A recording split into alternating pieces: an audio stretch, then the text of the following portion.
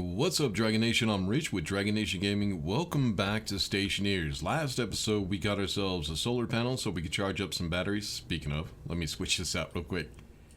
We also got an auto lathe and the arc furnace. What we need to do in this episode is get to the point where we could go ahead and start making some solar panels so we could get more power. It's going to take a lot of stuff. It's probably going to take a few episodes until we actually get the solar panels set up. But let's go ahead and get this started.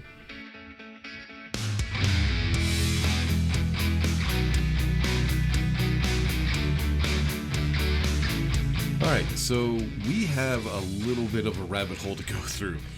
First thing we need to do is let's go to the Stationpedia. I was already looking through some stuff, trying to figure some stuff out. If we go to the solar panel that we're trying to... Oh, I hit A twice. There we go. I think it's this one right here. Yep. So there's two different designs for that solar panel. You could either do the dual or this regular solar panel. We'll go through that when we actually start to build them.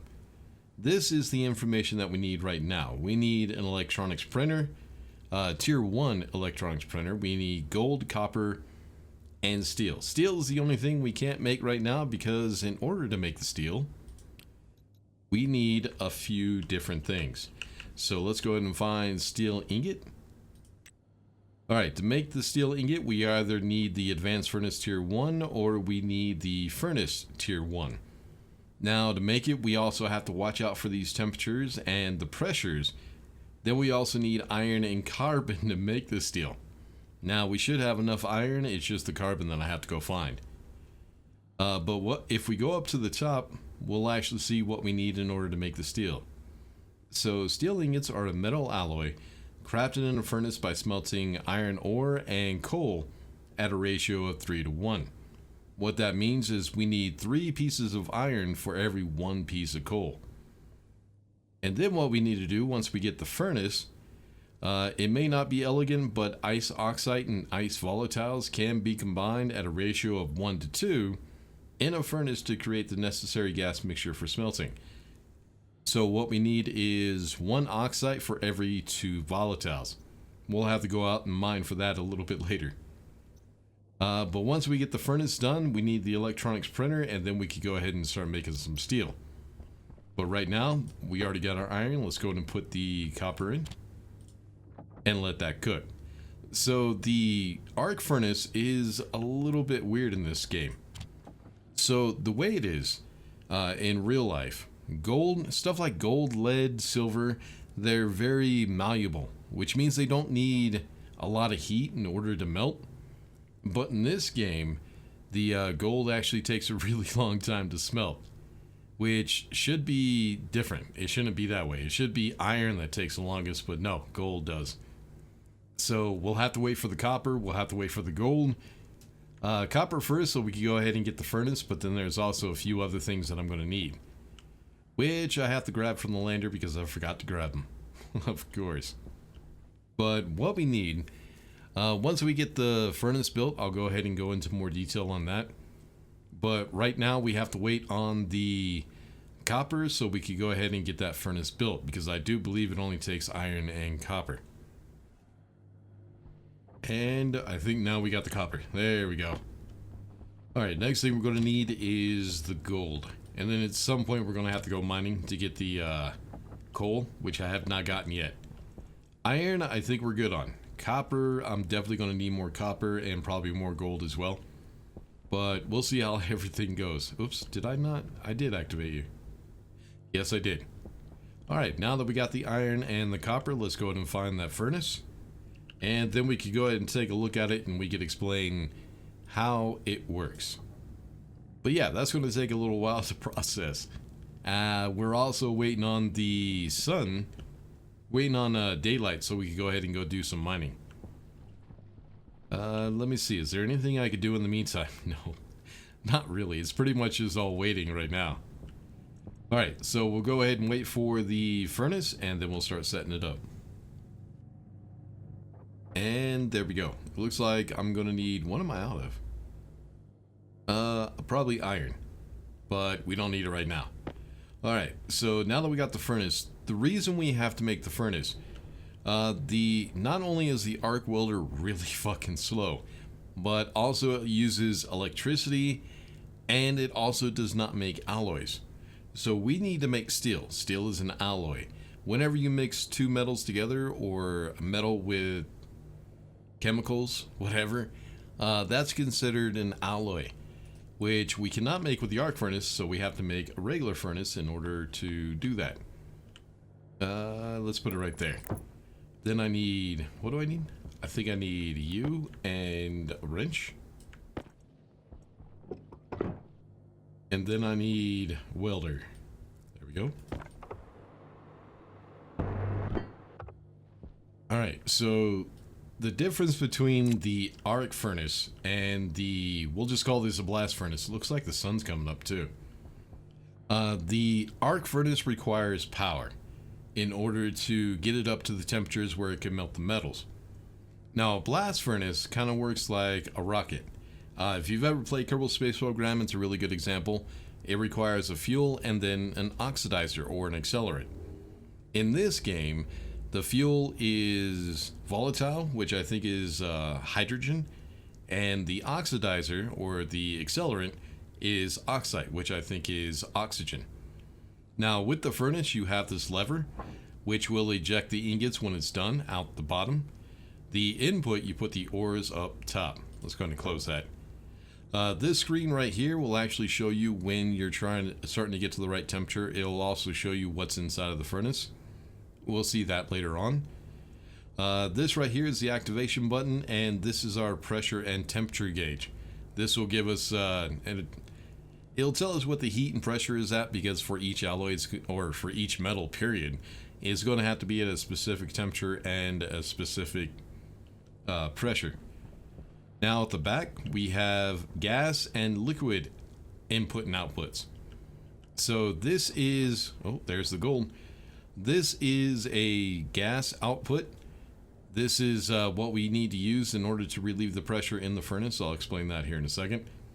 This is fuel input. We put fuel into the furnace with piping. And this is the liquid out. The only liquid that I know of in the game right now is water. I think that's the only liquid, as far as I know. That's the only liquid. Alright, so the next thing we need is the electronics printer. So, oh, what did I just do? Oh, I turned off my light. That's what I did. Did I run out of... I ran out of power. Bitch. Oh, I can't use that battery. Hold on. I don't have any small batteries over here. That's alright. The sun's about to come up here pretty soon. Alright, let's go ahead. Yeah, I didn't even finish the gold because we ran out of power. Alright, so yeah, I can't actually use this because we have no power for it. Well, that's alright. I need to go back to the lighter anyways. So, like I was saying, the blast furnace, I'm going to call it the blast furnace, requires fuel and an oxidizer in order to get to the heat, or fuel and an accelerator. Now, the fuel is hydrogen and the oxidizer or accelerant is oxygen. What am I looking for? Oh yeah, pipe. Now, what happens is the hydrogen and the oxygen will mix, and it will create a chemical reaction which will give you heat and pressure. Now, the problem you'll come across is at some point the heat on this furnace will go down past where you need it, but the pressure will still be too high. So what we got to do is we got to relieve that pressure in order to make it hotter, so that way the furnace does not blow up, which would be a bad thing. So we're going to go ahead and go to the output, and we're just going to add a little bit of piping. So that way we could put in a valve and a vent. Alright, so there's our pipe. Let's go ahead and put in a valve. Now what this valve does, I think it's pointed the right way. Yeah, it is. Alright, so all the valve is it just opens and closes the pathway for the gases to be released or to escape. When the lever is on the red, that means the valve is closed, which means nothing can pass through it. If we switch it to the green, that means that the gases can escape. And that's how we relieve the pressure. Let's go ahead and put these up. But in order to do that, what I'm going to need is a passive vent. Now, in order to make that, I should have grabbed the batteries too. In order to make that, we're going to need ourselves one more item, and that's the hydraulic pipe bender. So I'm also going to have to make that here in a second. If we have room, I might have to move this storage. But yeah. Alright, so in the meantime, there are a few things that we do need to collect while we're waiting on power. Let's go ahead and grab you. This right here is a beacon, tracking beacon. If you turn it on, you pull out your PDA, hit the right mouse button to turn it on. Oh, right now I'm tracking myself, so we're just going to hit the scroll wheel. And there we go. Now we got an arrow and a distance. It'll tell us the direction and the distance from that tracker. So what we need is we need that pink ice right there. That is the volatile, which I think is hydrogen. You might also notice that I have a shit ton of ores. Right now, that's because I actually went into the settings and changed them a little bit so we would have more of these resources. But this also has a liquid ice, which I don't want. Let's go right here. So, mining is not too bad in the game. I mean, it does get kind of old after a while. It gets kind of boring. And you will need to do a lot of mining, which is one of the reasons I added to the resources on this planet. Which, just so we can get things a little bit faster and I could get stuff done in between videos a little bit faster. Because this episode, I might show just a little bit of the mining, but the rest of the episodes, I'm just going to skip the mining and not actually show it, just cut it out. Because if it's boring for me, I know it's going to be boring as shit for you guys. Alright, there we go. We got 2 stacks of volatiles. So, if you notice, right there what we were digging, that is an ice. There's 3 different types of ices that I know of. You have the volatile, the oxide, and this ice, which is water. Now, the problem you'll have with those is the ice will melt if they're in a temperature that is above 0 degrees Celsius. If we look at the bottom right hand corner, you'll notice the external pressure and temperature, and right now it's 13 degrees Celsius. So if I take, let's go ahead and put the PDA. If I try to split this ice, which we will need to do later, watch my empty right hand right here. As soon as I split it, it melts immediately. So what we have to do is we have to split those in a way that those ices will not melt, which we cannot do in the mining belt. If you try to split them, it'll either go into your empty right hand or it will drop onto the ground. So what we have to do is we have to wait till nighttime when it gets below 0 degrees Celsius. And oh, that's what I'm looking for right there. In order to split those. And I'll explain why we have to split them here pretty soon. So we'll grab a stack of this, and then the other thing I need to find is coal. So yeah, we'll get 2 stacks. Alright, there's 1. Looks like we're getting 5 chunks or 5 pieces per each one of these little nodes. Now, each different ore is different. Some ores will give you more, some will give you less. Oh, there we go. Let's just get rid of the extra. Oh, shit. I think I just ramped up that damn thing. Alright, so the other thing we're looking for is coal. So what I'm going to do is I'm going to go ahead and get 2. I think that's coal right there. I'm going to go ahead and get 2 stacks of coal. That should be enough to last us quite some time, but we'll have to see. But yeah, the thing is I was experimenting with the custom worlds a little bit, and there's a lot of things that you could change. You could even change the atmosphere of each planet if you go through the custom worlds. But I didn't want to change it because I wanted to stick to Mars just to see what we could do with it. Now, the ultimate place to go, I can't remember where it is, but the heat and pressure is extremely high on that planet. I can't remember which one it is. But the thing is it's so hot, the pressure is so high, that you cannot go outside during the daylight. Because if you did, it would melt your suit. And I think the atmosphere is something different. So the atmosphere on Mars is mostly CO2, carbon dioxide, which we can use for propellant. We can actually use the CO2 for a few things, actually. So what I want to do is at some point I want to put up a vent so we can put that CO2 into a canister and use it for our jetpack. Because you can use any gas you want for the jetpack. Alright, there's 33. We're almost there. And cool. And now we should also have enough power to go ahead and get some of that stuff built that we need. Alright, where are we at? We're there. Get rid of the extra. Just for the hell of it. I got plenty of everything. Alright, let's try not to waste any jetpack fuel because it might take a little while before we can actually get some more. Alright, let's go ahead and turn off the beacon. Pick it up. Put it into storage because if a storm comes by, it will actually blow that thing away because it's not bolted down.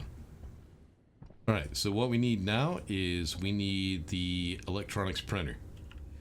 So electronic, this one right here, and then the other thing is the hydraulic pipe bender. I need both of those. So I'll go ahead and get those built, and then hopefully it'll be dark so we can go ahead and start splitting the ice. So while we're waiting for the temperature to go down, we're almost there. We're at, let's see, 0 degrees Celsius. We have to wait until it's at least -1. So one of the things I forgot to go over was, what did I forget to go over? I forgot to go over something, but I can't remember what it is.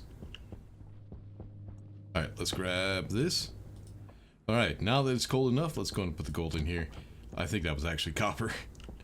Alright, now we can go ahead and start working the furnace. What I did was I went ahead and put the passive vent on the end. Now the passive vent does need something to connect to. It does need support. That's why I had to bring it down to the floor. Later on, this will be moved once we get an advanced furnace. But now what we need to do is we need to make the steel so we can go ahead and make those solar panels. So what we need... Power. We need the oxide and the volatiles at a ratio of 1 to 2. So we need 2 volatiles for every 1 oxide. So what we're going to do is hold down the left alt button, click on those, actually, there we go, click on it, and then also the oxide. So the volatiles, one thing we do not want to do is stick an entire stack of the volatiles and the oxide into the furnace. That'd be way too much fuel. It would get way too hot and the pressure would get way too high and the whole thing would explode. So what we need to do, let's start out with 8 volatile. There we go. Put it in the top. Then we need to hit the activation button until the ice melts, which is about 6 times. 4, 5, 6, 7. Okay, 8 times. My bad. Alright, then we need the oxide. Let's do, since we're doing a ratio of 2 to 1, we need half of the oxide that we had for the volatile. So we need 4. There we go. And in you go and activate. And there we go. The gauge goes up. This little window right here will start to glow. And we should have the temperature and the heat that we need. So to make the steel, we need a ratio of 3 to 1. So 3 stacks of iron to 1 stack of coal. Wait for the top to open back up. There it goes. Alright, so that was 2 iron. And 3 iron. And now the coal. And what we'll get once we put this coal in, put the cursor on this window and it'll actually tell us the progress of the steel that we're trying to make. So, yep, we did it correctly. We had the right temperature and the right heat. So we'll produce 200 grams of steel. Hit the lever, and there she is. Alright, now that we got that, let's go ahead and put that in the electronics printer. And we still have plenty of heat. I could go ahead and smelt all of this down. So let's grab all the gold. Make sure the lever is up, throw all the gold in. And come on. There it is. And now we got all the gold smelted. Now see how much faster that is doing it with this furnace than with the arc furnace. It's already done. Much, much better. And we should still have enough that we could go ahead and get the copper because we need that for the solar panels. We're going to print out for right now just 3 solar panels. Alright, open up. There you go. And we still have enough heat for that. Awesome. So there's our copper. And hopefully that will be enough to make those 3 solar panels. So solar, it's this one right here, kit solar panel. So we have plenty of gold, we have enough copper, and we have enough steel, so we're good. So the next thing we need to do is we also need to lay out some cable. Right now, all we have is the regular cable coil. If I hit F1, go to Stationeers, go to the cables, we could actually see the 2 different types. The 2 different types of cables. So we got cable coil and then cable coil heavy. Now the difference between these is the regular cable coil will only conduct 5 kilowatts. It will only allow 5 kilowatts to pass through it. The heavy cable coil will allow 100 kilowatts. So at some point I do need to switch out the regular coil, cable coil for the heavy ones. Alright, there's 2. And here comes number 3. Nope, we're only at 40%. And come on. You're almost done. 90. And there it is.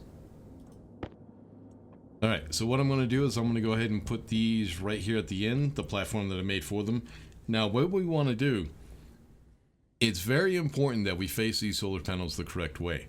The correct way to face them is make sure the data port is facing towards the sunrise, which is that way. So just like that. Now, you do have 2 different designs for the solar panel. You have the regular solar panel, which has the data and the power in the same spot. You can see right there in the ghost blueprint, whatever you want to call it, the lightning bolt, which is power, and then the 3 boxes, which is the data port. We don't want that. What we want is the dual. So let's go and turn it that way. So 1, 2, 3.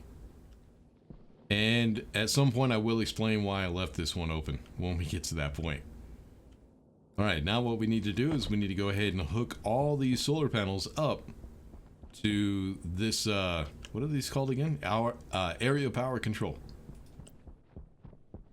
Which I'm not going to make you guys sit through. It's going to take me a minute. Alright, now that we have them connected, what we're going to need is... I need to grab the glass. We need to finish those solar panels, and there's a couple things we need to go over. Alright, so right now, the solar panels are facing directly upwards. Which means we will not have solar power until the sun reaches about that height, I think. It's like a 45-degree angle, about right there. As you can see, the solar panels are finished. All they need is glass. So what we have to do is we have to change the angle at some point. The way we do that is with a wrench. Now, here's another thing we need to go into. I'll go into it in more detail when we try to set up the solar tracking. But these little zebra stripe paddles right here, that is the horizontal rotation. And this one right here, the zebra stripe rings, that is the vertical. So what we need to do is we need to face those towards the sunrise. So let's try... Which way are you going to go? Nope, I need you to be at 100%. So we'll just click it until it gets to 100%, and then we need to turn it to 90 degrees. There we go. Same thing with this one. And the third one. Now, one thing you got to pay attention to, especially when we're trying to set up the solar tracking, is the angle of the solar panels. Now, the reason we have to pay attention to that is horizontal is very easy to set up. If we look over these zebra stripe paddles and you look right here, it actually tells you the angle that it's sitting at right now. So we have the solar panel dual. It's at a horizontal of 90 degrees. Now, when we try to set up solar tracking, the logic chips actually read the degrees. But if you look at the vertical, solar panel dual vertical is at 100%. It's a percent, not an angle or a degree. So what we have to do, we have to set up some logic to change that from a percentage, or get the logic to read from a percentage to a degree, so that way we can go ahead and have it set the solar panels.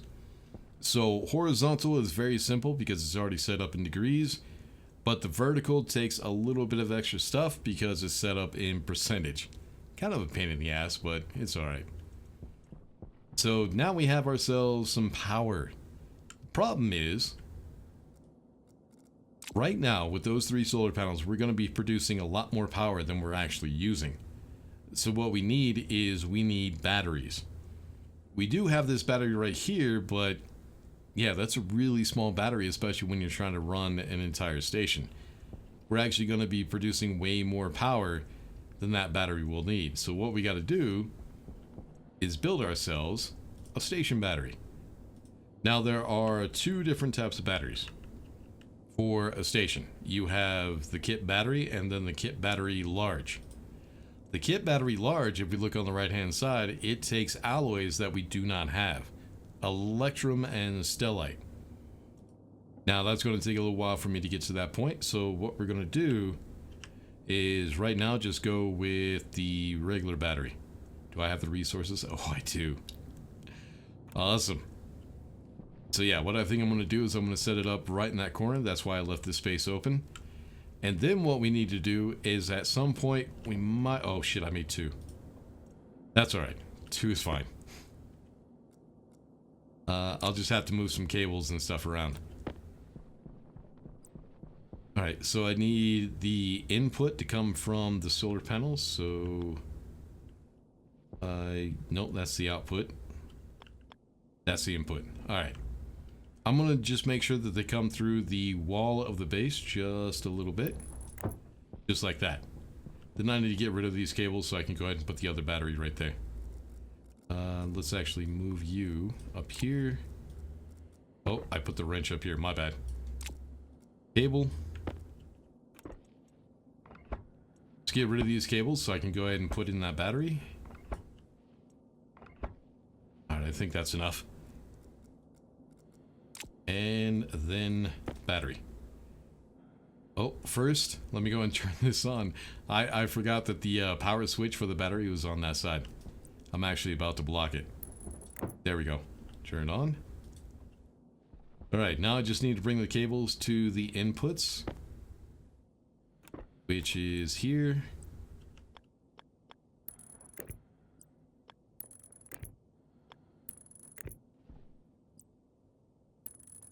There we go. And now I can take the cable from here. We only need power for right now.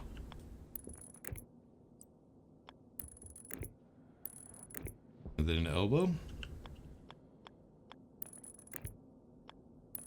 And there we go. Alright, so when the sun does come up, those solar panels, we're going to go ahead and charge these batteries, which should give us... Oh, actually... should give us the power that we need, that we don't have to worry about power for quite some time. There are a few other things that we could do, but yeah, that's good enough for right now. So in this episode, we were able to get steel so we could go ahead and make those steel ingots for the solar panels. We got 3 solar panels up, which should provide us for power. Should provide us power for quite some time. Hopefully, it should be plenty. But the problem is, right now I have to do everything by hand. If I want to change the angle, I have to come up to the solar panel and change it. So what we need to do is we need to set up a logic chip so we can get automated solar tracking. Now, there's a few things we're going to need for that, but we'll have to talk about that in the next episode. Until then, make sure to like and subscribe, all that good stuff. I'll see y'all in the next one. Peace.